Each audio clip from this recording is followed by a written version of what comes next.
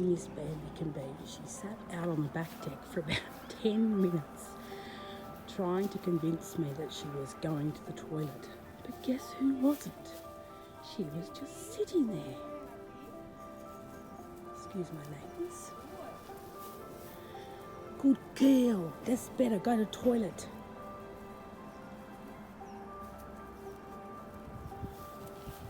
It is a beautiful day.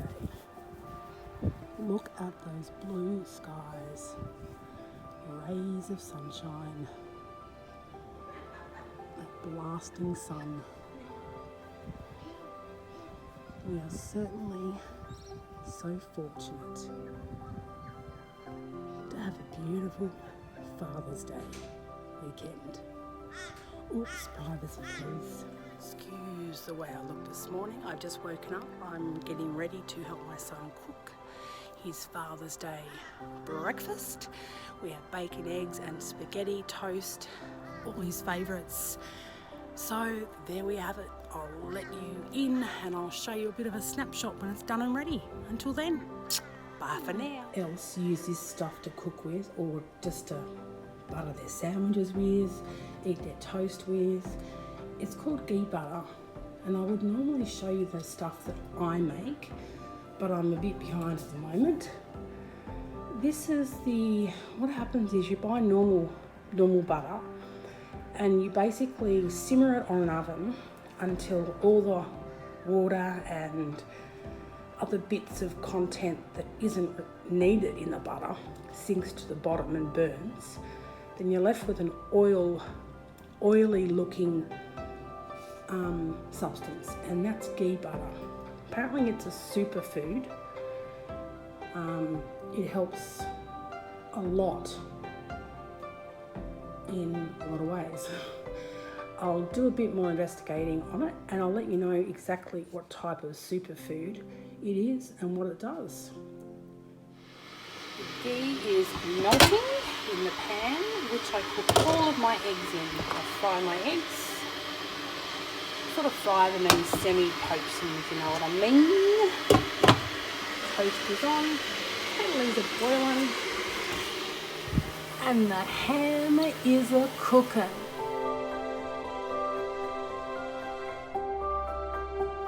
And it is cooking nice and crispy, just the way we like our bacon. Yumbity yumbo, back under you go. You're not supposed to close the doors when you've got the griller on, but I do because I check it a lot of time. Here are the eggs. I don't use caged eggs. I either use farm fresh, organic, or the type of eggs that they lay just in the grass in the paddock, but no caged eggs for us. Okay, I cook my eggs like this, and as they actually cook, the eggs create a normal or a natural path of where they would normally sort of cook at the outer edges. Don't ask me how that happens, but it does. And then we'll add the teeniest bit of water to help poach them. I put a lid on. I still turn them over so they're brown on both sides, because none of my family members like it sunny side up. And the amount of time you cook them will specify if or not you have the yolk running or not. So yeah. And I almost forgot to mention, so there's 4 eggs for the Father's Day, 2 eggs for the son. I will have an egg and Bambi will eat the white of an egg. She doesn't eat the yolk. Don't know why, she just never has. So I can cook all the eggs in a pan this size. It's just that I didn't really count them correctly when I first put them in. So I will cook mine and Bambi's eggs last. But we will all eat together.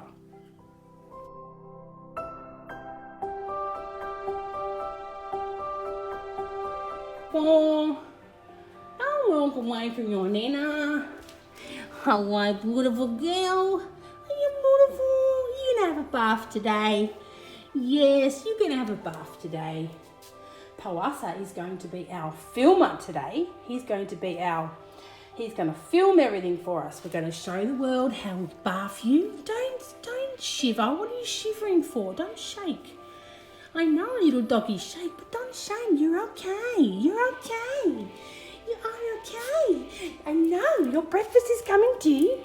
Your breakfast is coming too. Yes, it is. Yes. Oh, yes, it's coming. It's coming too. You're going to have Pwekkie. Pwekkie with Bambi and Poppy and Asa. Yeah. Oh, don't you shake. It's all right. Do you want to have a look at what's cooking? Okay, come on. We're going to cook some spaghetti too for Poppy because he likes his tin spaghetti, doesn't he? He does. What are you shaking for? Stop shaking. You can't be that cold. You've got your jackets on. You've got your denim jacket. Born to be wild. Stop your shaking. Stop shaking. Do you want to go sit out in the sun? Do you want to go sit in the sun for a while? Go on, go to the back door if you want to be sitting out in the sun. See what I meant by the natural line of the egg? That's what they, oops, not even on it. That's what they create. So I just generally sweep around the egg like so. Like so. Don't even have to follow the natural curve of the white of the egg. And then I just turn them over because our family doesn't like runny eggs. Some of us do. But most of them like eggs sunny side up to make sure the white part is cooked. And I don't know whether you can notice that the thickness of the egg is quite thick. And that's because I put a lid on it, so it helps cook the top part. And I also put a bit of water in. God, I'm hopeless. Hopeless at bloody putting that thing where it should go, the camera. All right. Okay, and this is how the eggs turn out. Give you a bit of light to the equation. They turn out really nice actually, and I leave that on because it helps keep them warm at least until the father gets back from wherever he's gone to. I want to also share with you that I did, I think, tell one person that actually the beans of a coffee, when you grind it down, well, not when you grind it down, but they actually occlude to 1% caffeine. So this stuff here is better to drink, in my opinion, better than decaffeinated coffee, because decaffeinated coffee still does contain less than 1 gram of caffeine. And this stuff also contains less than. So we're not too sure because most brands, if it's less than 1 gram, they don't actually say 0.0001, they just say less than 1 gram because they can't actually test the exact amount, or they don't want to test. I don't know, they just don't want to do it. So 2 scoops, heaped scoops to 1 person. So yes, if there were 4 people having a cup of coffee, yep, I'll come over in a second and let you out. Bambi wants to go outside and sit in the sun for a little bit, which we let her do. But because of her white hair, we don't leave her out there for more than 5 to 10 minutes at a time. So, as I said, I serve my coffee in this thing. Words don't prevail to me so easily this morning. Let's take Bambi outside. All right, go on. Go and sit in the sun. Go sit in the sun. You can see it's a beautiful day. Don't you want to sit in the sun? Go sit in the sun. Nope, she don't want a bar of it. So I'm going to leave the door open just a little bit, which I don't normally do, but I will for you, my little darling. I will for you. Yes, I will. Yes, I will. Yes, I will. Yes, we'll check the bacon. You stay out of the kitchen though. My daughter's not here. She's gone to a wedding down south. So, and that's why I've had to help.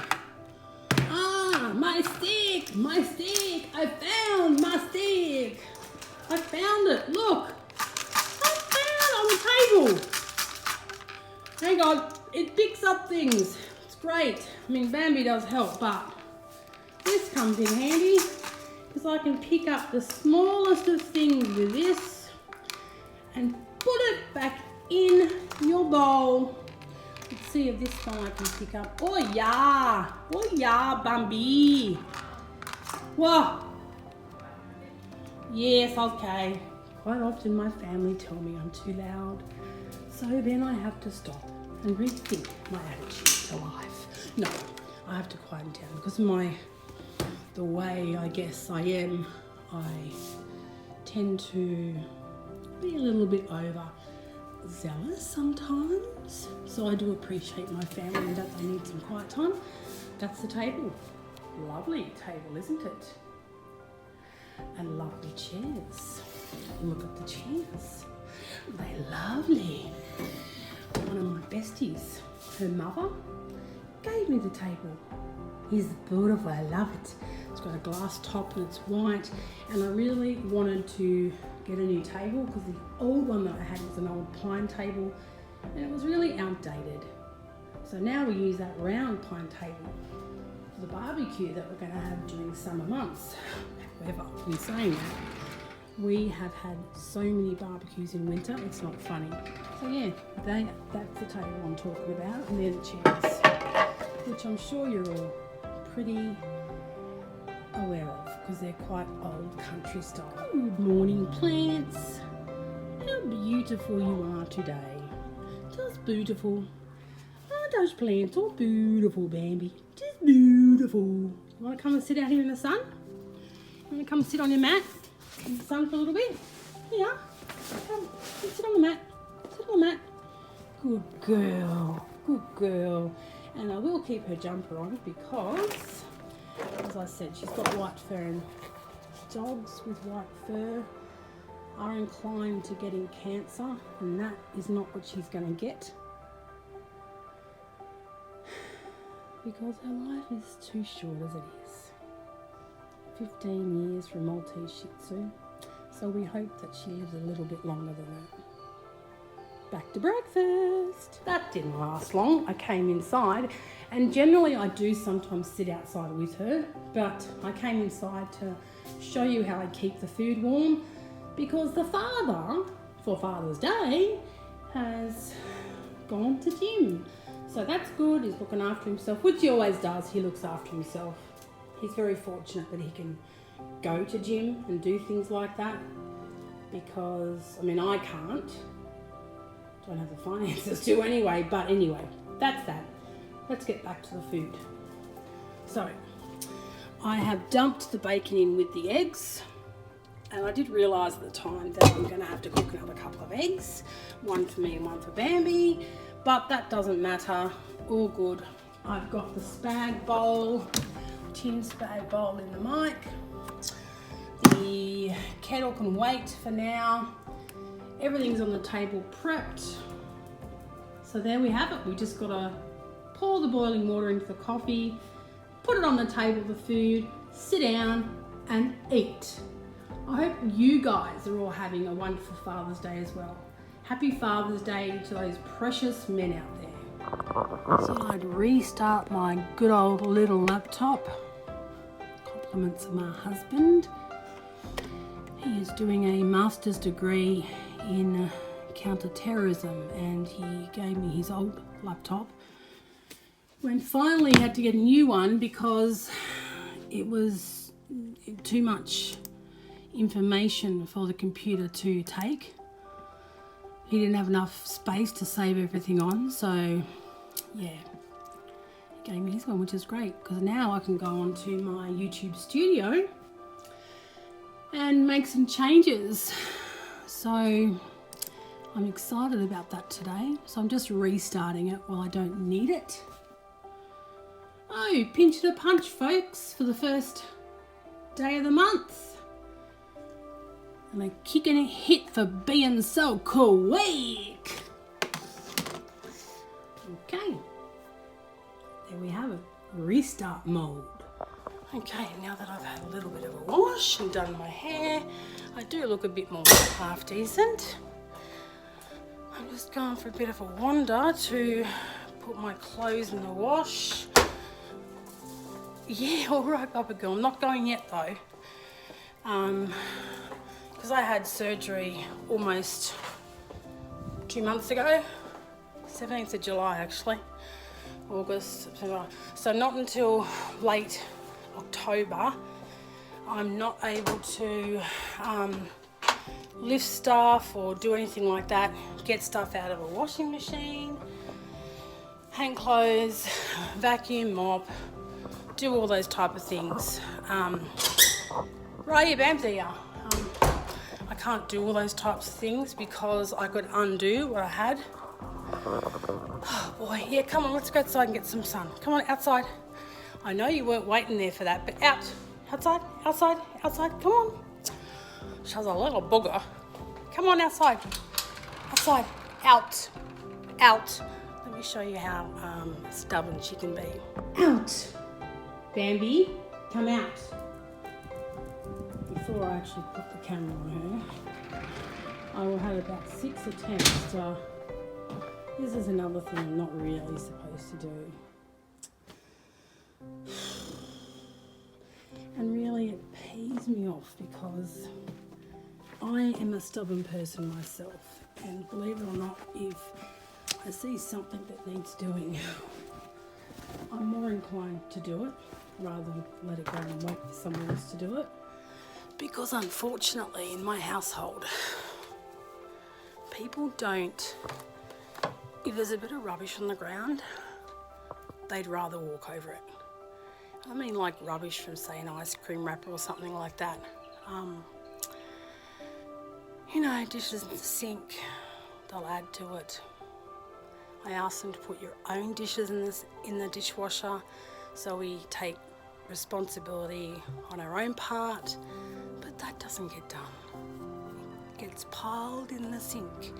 And because I have to bend, I can't do that, so I don't do the dishwasher either. Although there are some days where my son will pull out the knife and forks and I'll put them away because I don't have to bend over, or he'll hand me stuff, and our plates in the cupboard are fairly high. So one at a time I'd put them in the cupboard. But I try and help out where I can possibly. My house has never been so messier in my life. I've never, ever been sick to this extent that it scares me into not doing things like housekeeping. Here in Australia we can get some personal care packages and care packages like household cares, and if you're on government benefits you can get that at a subsidised rate, but we're not, because my hubby actually works for a living and he actually earns over the threshold that they deem to be low to medium income holders. And that's fair enough, because in Australia there are homeless people. Yes, I know there's homeless people all around the world, but there are homeless people, and homeless children in fact are also homeless. And I'm sure there's homeless children anywhere else around the world, everywhere else around the world as well. Very sad, very sad. So in that manner, I don't begrudge anything, and I appreciate everything that I've been handed. I've been very lucky in the sense that I had a $16,000 to $25,000 operation on what we call Medicare. And Medicare is run and worked out in the sense that when you work you pay tax, and a certain amount of that tax goes towards the Medicare healthcare system. And we have a great system here in Australia, and God forbid if we ever change it, because it's a wonderful healthcare. And people may complain about it, but the thing is, I've needed surgery in an emergency situation, and therefore I've had it straight away, and it was life-threatening, so I had it straight away. Whereas my back, for example, and I praise the Lord, I haven't needed surgery for that, and I hope I never will. This is what does make me a cripple, basically. A cripple in the sense that I have a lot of pain, and I'm on a lot of pain medication to hold it at bay. Pain medication will never, ever, ever cease the pain entirely. It'll numb it to a degree or a sense that you're then able to continue with your living. When I first got this condition, it stemmed from a really bad cough that I had for months and months and months. And then what exacerbated it was my mum had a fall. She had to go to a nursing home. My brothers wouldn't help me move the furniture. One of my brothers gave me some money to pay for the removalist truck, but his wife ended up gambling that, so I ended up putting that on my credit card at the time. On the day of the removal, truck came, his wife came, but the young fellas actually didn't show up. So myself, the driver's wife helped, and myself. So there were three of us. My mother had these beds that used to go up and down, and they used to vibrate. They purchased them because my father had cancer at the time, and when he became really sick, we'd be able to up and down the beds to help us and prevent back injuries. So be it. Anyway, where I'm getting at there is the beds, there were 2 king singles, were so goddamn heavy.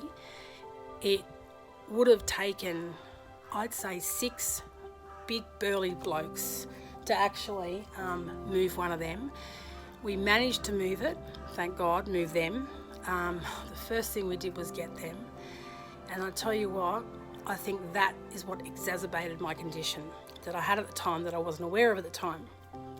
And another thing it did was I went to stay and visit my mum, but unfortunately at the nursing home there's no beds for visitors.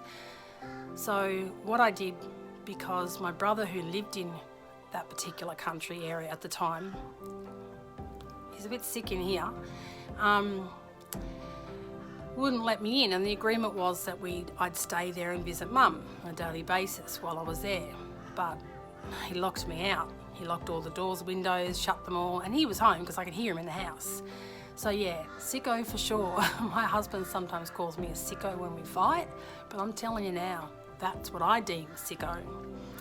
So as a result of that, the next day, because I still had 5 days there, didn't go home any earlier, I was determined to visit my mother.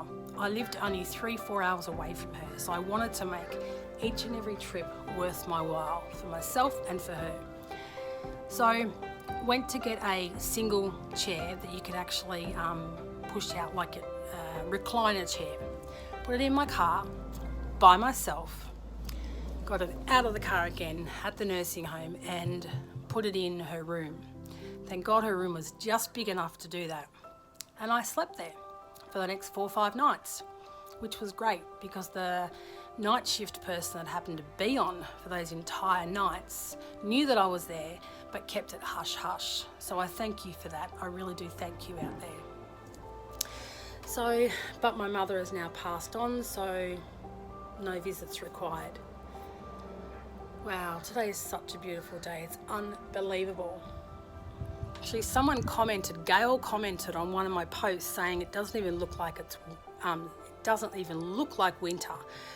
To be honest with you, Gail, it doesn't feel like winter. We've had a couple of cold mornings where we've hit probably between 3 to 10 degrees overnight. And apparently here in Queensland, it's been our coldest winter here in 74 years. We moved up here probably going on about 10 years ago, and it took me a good 4 to 5 years to acclimatise to the weather. But now, I mean today, it's actually, technically, it's the first day of spring. But I think it is anyway. Correct me if I'm wrong out there, people. Whoever's living in Australia, is it the first day of spring today? Or do we have one more month of winter? Confusing! Anyway, so it took me a good 4 to 5 years to acclimatise, but now in the middle of winter, on a day like this, I can be wearing shorts and a t-shirt. Shorts. Sorry, t-shirt. Shorts. They're pretty short, but I'm at home, what the heck. Oh, plus of course, my bag. My wee bag. And I won't be showing you that, unfortunately, at the other end. Although I did get a lot of questions about my wound sites that I posted, so maybe I can do something like that if you don't find it too gross out there. I thought of today, what I was going to do was get my son to film me wash Bambi, but my husband's on night shift and he can hear a pin drop, so I don't think that's a good idea, and in the night time it might be too warm, but we'll see how we go. We might do it this afternoon because I can blow dry her and I can put the heater on once hubby's gone to work. So we should hurry up and get home because breakfast is awaiting. He probably thought we're going to get up early and do it, but to be honest with you, when I take my pain meds, it takes a good up to a good couple of hours, 1 to 2 hours before I even start feeling the effects of them. And I really can't move without them. Up until recently, I used to wake up at around the 10 to 12 hour mark, or around that time it was the daylight dose, and really feel the pain. So I'd take Nurofen, Panadol, wouldn't help, but I'd still take it, and I used to take Endone for the breakthrough. But because I was having Endone frequently over the 12-hour period or 24-hour period, I asked my doctor if I could up my 12-hourly slow release medication so that equaled the amount I was taking throughout the day. So in other words, I was on 55-2750 and I went up to 60-30 Tarjan, and it's helped dramatically. It's helped in the sense that I can now walk out my front door and go for a 10-minute walk with Bambi, as you've seen. More than 10 minutes, then I start to feel the pull, the gravity pull inside my vag. It's almost like I'm losing things, although it hasn't been as bad as since my last surgery on the 17th of July. In fact, it's probably improved. I then will get the really bad cramping sensations in my front region, and then in the back, lower back, I get the ache, almost like someone's, I know a heart attack's been described as a squeezing sensation and a sharp sensation, but my back is more like a squeezing sensation, and a long-term ache. And then when I come home, I of course lie down, and that sensation is still there except for the pulling sensation, like my description, the pulling sensation. Except for the pulling sensation, that's still there for a good while, but not as bad. So I keep looking at myself because my stress wounds, excuse the colour of my teeth, they're disgusting. I really need to go and get them cleaned. I need to use my $1,000 voucher to go and get them cleaned because that's disgusting. This one here is dead totally. Changing the subject again like I usually do. This one's dead and I need a root canal for that done, but I'm a bit hesitant because with a root canal, again, foreign objects get put into the cavity of your tooth before they drill like a screw in to hold a veneer. And the only problem with that is you're all aware that I have an infection from the catheter, which is another foreign object that's been put into your body. So hence, if I get this done, I'm worried that that foreign object will then cause more infections. So I'm less likely to get that done until I really end up suffering with a toothache. Unfortunately, I don't go well with pain. I hate pain, as you can probably gather with my medication. So while I am on that subject, I might ask you guys and gals out there, who else is on Lyrica, Endep, which is also called amitriptyline, Progabalin? So Lyrica, Endep, Cymbalta, Tarjan. What else am I on?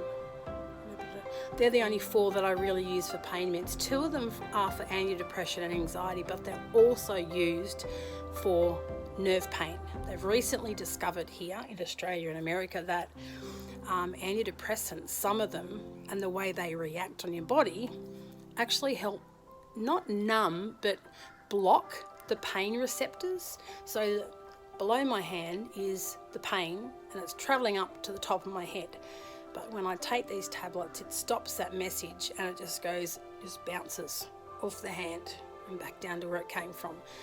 and it doesn't have the same effects as opioids do, because yes, here in Australia too, apparently we're going through an opioid epidemic. But to be honest with you, if you've got a good doctor and you don't mistreat your pain medication, and I understand that's hard for people. I understand especially for people who are addicted, especially to heroin and things like that, because apparently once they stop getting these pain meds because the doctor feels they are only on them because of an addiction, they stop it. So the people then turn to things like heroin, other types of opioids that they get on the streets, they pay for. Honestly, it is a tragedy, and I'm so disappointed in those people, only because, and it's not their fault. It is not their fault, and I say that with the kindest of hearts. It's not their fault because it's an addiction. Smoking is an addiction, and so they actually describe smoking or giving up smoking the same as giving up heroin, except it's a lot harder to give up smoking than it is to get off heroin, apparently. Don't know how true it is. I've never been a heroin addict, but I have been a smoker, and I do know how hard it can be. So it's difficult out there because you've got people who have an addictive nature that are addicts that do make it worse for people like myself, for the simple fact that yes, they've got an addiction, they're not getting the help they need, or they don't want to get the help they need, they're not ready for it. It makes it hard for people like me to rock up to the emergency room saying that my pain in my back has suddenly changed, or I've got numbness in my groin now. There is quite a serious problem you can have when you've got a spinal injury, which can mean that you need surgery. The click of what do you call this? That thing. Or you could become a quadriplegic, or worse off than that for life. And I can't remember what the syndrome is called, but I did have one time in my life a bowel motion that was very loose, and it scared the shit out of me. And it happened to me when I was waiting in the car, yes, in a car, for my husband to come back with some shopping. He got back and he understood exactly what happened. Oh, I think it's breakfast time.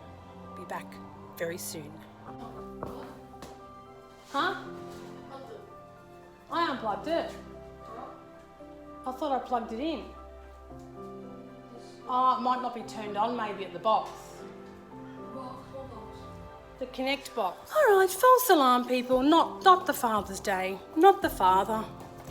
So where was I telling you my little story? So yes, I do have a bit of a opinion of the addicts, because I don't think it's fair that people with true pain, true conditions, don't really get the help they need because of their addictions, and yeah, that's it. So getting back to my sores, it's obviously not my antibiotics because the sores are going away. I think at the time I was very much unhealthy, very much stressed and under a lot of stress. So that was the result. And I don't carry strain 1 or strain 2 of the herpes virus, so I know it wasn't that. And I was tested for it at the hospital, and apparently I haven't got it, so at least I've had confirmation of that. None of my kids have it either, and neither does my husband. So did you know that if you give someone a BJ, you can transmit herpes from one strain, which is this type of strain, up the nostrils, in the eyes, to the sexual strain.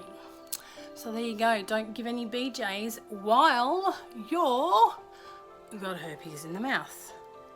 Although I don't know whether the nose, it wouldn't fit, or the eyes. But anyway, leave that up to your imagination. Good girl, Bambi. Change your water bowl. Well, change your water bowl while we're here. Thank goodness to Nanny, who does all these things for you. Sometimes she gets so unwell, she won't eat, she won't drink. Hi, he's going. She won't eat or drink, so I tend to leave a few water bowls around the house. And she actually does drink out of this one particular one that I bought a couple of Christmases ago. And it's one of those ones that you can fill up, and as the water level gets smaller and smaller, the water will come out of this bigger part of the whole thing, so like a jug type of thing. But she hated it. She won't drink out of it. So, and I don't, oh yeah, I could give it to Pup Pup. One of my closest friends, she's got a dog called Pup Pup, funny enough, isn't it? I could give it to that dog. That's a good idea. Yep, good idea. Up here for thinking. Anyway, I think I've spoken enough today. We'll probably go for a WALK a bit later on after brekkie, so stay tuned for that. And I think that'll be it for today. Today is Sunday, the 1st of September. Happy Father's Day. Sorry about that. Yeah, so I'll be right back when we toddle off for a WALKY.